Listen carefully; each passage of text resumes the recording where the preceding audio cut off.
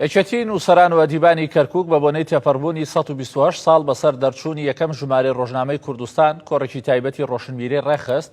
کۆڕەکە بۆ هەردوو نووسەر و ڕۆشنبیر مامۆستا تاڕق کارێزی و مامۆستا مەتین عەبدوڵڵا ڕێکخرابوو بۆ قسەکردن بوو لەسەر گرنگی مێژووی دەرچوونی یەکەم ڕۆژنامەی کوردی و ڕۆڵی پێشەنگی لە بزوتنەوەی ڕاگەاندن و ڕۆشنبیریدا.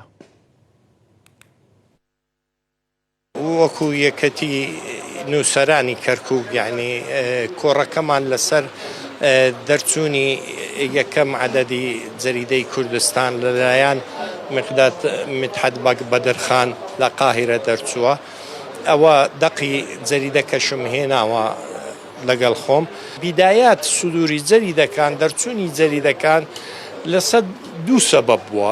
یەکەم تەبلیغاتی عەسکەری بووە بۆ عەسکەرەکان، تەبلیغاتی حکومی بۆ عەسکەر.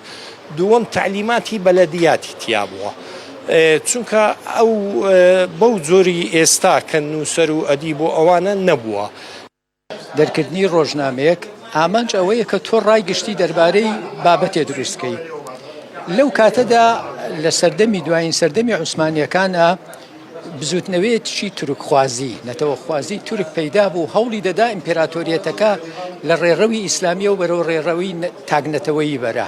ئەمەش تووشی بەریەکەوتن دەبوو لەگەڵ ئەو نەتەوانەی کە تورک نەبوون.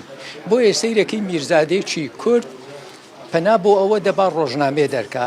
ناوی ڕۆژنامەکە خۆی بەڕاستی ڕەهەندێکی نەتەوەیی دووری هەیە کە ئەڵێ کوردستان معناوێ من ژیام لەو پرۆژە نەتەوەیەی تازە تورکە نەتەوە پرستەکان ویستویانە بیسەپێنن بەسەر دەوڵەتی عوسمانی کە لە بنەمادا دەوڵەتێکی نانەتەوەیی بوو، دەوڵەتێکی ئومەمی بوو. بۆیە دەرکردنی ڕۆژنامەی کوردستانی نێ ئامانج ئەوە بوو کە ڕایەکی گشتی دروست بکات لە کوردستان کە کوردەکان داوای مافی نەتەوەیی خۆیان بکەن، داوای سلماندنی قەوارە و کلتور و زمانی خۆیان بکەن.